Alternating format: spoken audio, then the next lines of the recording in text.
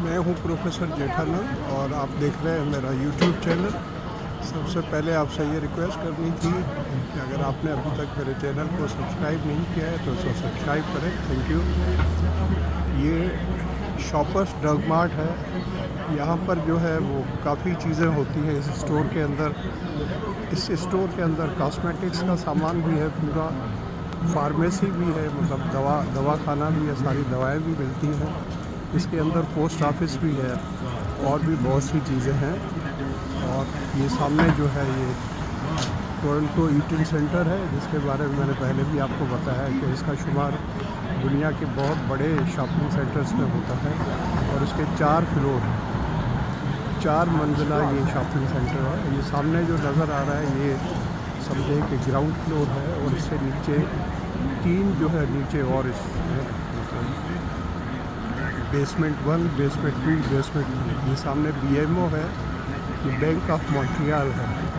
Montreal आपको पता है क्यूबेक जो है प्रोविंस है हमारा यहाँ पर, और ज़्यादातर उसमें फ्रेंच लैंग्वेज बोली जाती है। उसमें फ्रांस का इन्फ्लुएंस बहुत है। और यहाँ तक है कि अगर आप कभी मॉन्ट्रियल या क्यूबेक में जाएँ, क्यूबेक शहर भी है और सूबा भी है, किसी और शहर में कहीं भी जाएँ तो आप इंग्लिश में बात करें तो उनको इंग्लिश आती भी होगी तो जानबूझ के आपको फ्रांसीसी ज़बान में जवाब देंगे।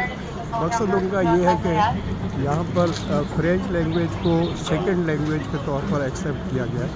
दूसरी सरकारी ज़बान है इंग्लिश के बाद, तो इसलिए वो कहते हैं कि भाई हमारी ज़बान भी वो सीखें, ज़बरदस्ती कहते हैं सीखें। बीच में तो कुछ अरसे महीने पहले एक ऐसा कानून राइट कर दिया था, लोगों ने बड़ी मुखालफत की थी। उन्होंने कहा था कि जिसको फ्रांसीसी ज़बान नहीं आएगी उसको कोई जॉब भी नहीं मिलेगा, यूनिवर्सिटी में एडमिशन भी नहीं मिलेगा। तो लोगों ने बड़ी मुखालफत की। उन्होंने कहा कि ये तो एक रेसिस्ट बात है और ये, तो फिर बड़ी मुश्किल से उन्होंने उसको चेंज किया। ये सामने जो आपको ये नज़र आ रही है इसको योंग स्ट्रीट कहते हैं। ये दुनिया की सबसे बड़ी जो है स्ट्रीट है और इसकी चौड़ाई, इसकी लंबाई जो है वो 72 किलोमीटर्स है। जी हाँ, 72 किलोमीटर। आप कहेंगे 72 किलोमीटर कैसे होगी? तो ये न सिर्फ टोरंटो, अभी ये स्ट्रीट तो नहीं है, यहाँ पर थोड़ी छोटी है, फिर भी जो है अभी उन्होंने थोड़ा दोनों तरफ से कम किया है, क्योंकि वहाँ से मतलब मोटरसाइकिल और साइकिल भी गुजर सकती है। ये देखें गाड़ियाँ कैसे रुकी हुई हैं, आदमी नज़र आता है तो ये रुक जाते हैं, क्योंकि यहाँ पैदल लोगों का राइड पहले होता है और बस का राइड पहले होता है, क्योंकि बस में इतने सारे लोग बैठे हैं 40-50, तो वो कहते हैं इनका राइड पहले है। ये डंडास स्क्वायर है जिसका नाम इन्होंने अभी चेंज कर दिया, लेकिन वो ऐसा चेंज किया है कि अभी तक वो मुझे याद नहीं हुआ।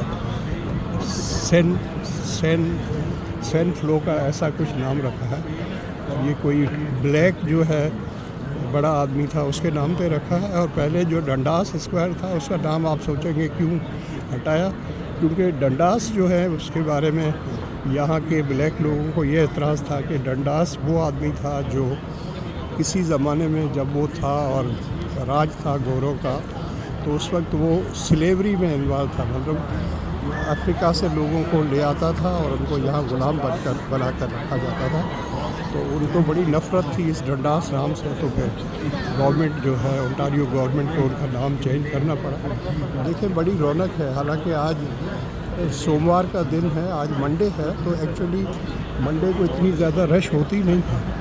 तो ये देखें ये योंग स्ट्रीट है और अगर आप इस तरफ सीधे चले जाएंगे, जिस तरफ मैं आपको दिखा रहा हूँ, तो आप चले जाएं या गाड़ी में जाएं या बस में जाएं तो ये सीधा आपको यहाँ पर झील है बहुत बड़ी, जिसे कहते हैं समंदर की तरह है, उसका नाम है लेक ओंटारियो।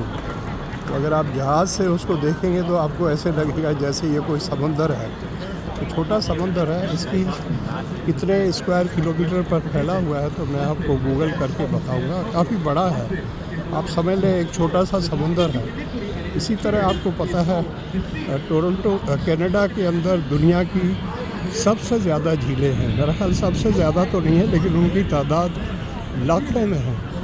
वजह उसकी क्या है? वजह ये है कि लाखों सालों से या करोड़ों सालों से जब से ये धरती है, और जब कनाडा नहीं था और जब ब्रिटेन भी नहीं था, लोग वैसे ही थे। यहाँ पर रेड इंडियंस रहते थे, जिनको अब यहाँ मुख्तलिफ नामों से पुकारा जाता है। एबोरिजन भी कहते हैं, और उनके 2-3 नाम और भी हैं। तो जो यहाँ के असल बाशिंदे थे, उनका क्या वो खाते पीते थे, सिर्फ फ़िश जो है वो नॉर्थ में ज़्यादा रहते हैं। अब तो खैर मिक्स हो गए हैं, शादियाँ कर ली हैं आपस में, तो उनकी शक्ल भी चेंज हो गई है, फीचर्स भी चेंज हो गए हैं। तो उनको बड़े राइट्स हैं। एक जो राइट है वो ये है कि वो कोई भी टैक्स जो है वो अदा नहीं करते, कोई भी। इसी तरह और उनको कंसेशंस है बहुत सी ज़्यादा, और वो ये कहते हैं बड़े फ़ख्र के साथ कि ये धरती हमारी थी, आप लोगों ने आकर इस पर कब्ज़ा किया है। सो बहुत सी उनके जगहें हैं जो गवर्नमेंट ने ली हैं, तो अभी तक गवर्नमेंट जो है उनको मंथली पेमेंट भी करती है, और शुरू में एक साथ भी पेमेंट करती है। वो अक्सर प्रोटेस्ट करते हैं कि आपने आज से 150 या 200 साल पहले इसका रेट फिक्स किया था, तो इसको बढ़ाना चाहिए। ये डलास स्क्वायर है, देखें कितना लंबा चौड़ा है। यहाँ पर अक्सर जो है फंक्शन वगैरह होते रहते हैं, तो यहाँ से देखें शापर्स ड्रग मार्ट को, ऊपर एडवर्टाइजमेंट है, यहाँ भी एडवर्टाइजमेंट है। सामने देखें कितनी बड़ी बिल्डिंग है, मेरा ख्याल है 60 स्टोरी तो होगी, 60 स्टोरी। तो यहाँ डाउनटाउन में एक और बिल्डिंग है जो 66 स्टोरी है। देखो मैं आपको अगर दिखा सकूँ, वो आप देखें जो सबसे ऊपर नज़र आ रही है, जिस पे क्रेन लगी है, ये 66 स्टोरी है। और यहाँ से अगर आप बिलोर पर मैं जाऊँगा तो वहाँ उतरूँगा तो मैं नहीं, लेकिन वहाँ पर एक नई बिल्डिंग बनी है जो 88 स्टोरी है, 88 मंजिला की है। वो कनाडा में सबसे बड़ी बिल्डिंग अभी बनी है, और उसमें नीचे के काफ़ी फ्लोर्स के ऊपर 10, 15 या 20 पर तो ऑफिस होंगी, और उसके बाद सारे उसमें कोडो है। कॉन्डो जो है या कॉन्डोमिनियम फुल नाम है, यहाँ पर अपार्टमेंट को कहा जाता है।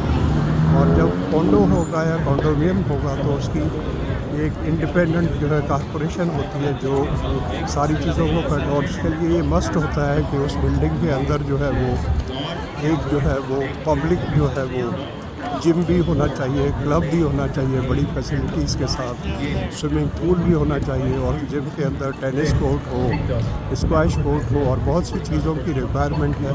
24/7 उसकी जो है सिक्योरिटी होनी चाहिए, फायर का जो है प्रॉपर इंतज़ाम होना चाहिए, हर जगह पर जो है फायर डिटेक्टिव्स जो है वो लगे होने चाहिए, और उनकी रेगुलर जो है चेकिंग होनी चाहिए, जैसे हमारी बिल्डिंग में होती है।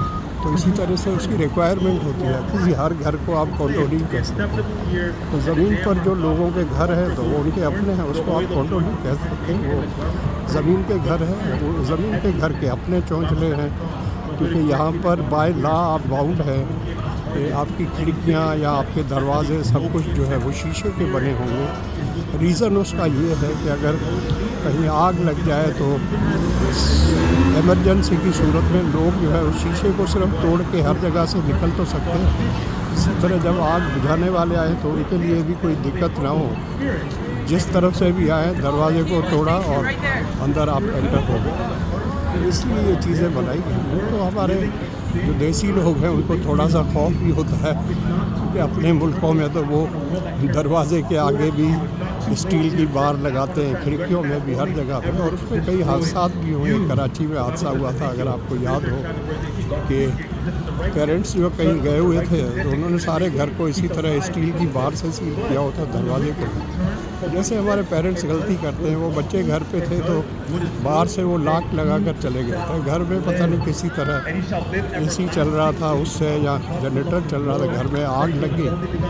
बच्चों ने बड़ी चीखों पुकार की, लोग आए भी सही, लेकिन बाहर भी ताला बहुत मजबूत था, और पूरे घर के अंदर जो है स्टील के जो है बार्स लगे हुए थे खिड़कियों में, दरवाज़ों पर।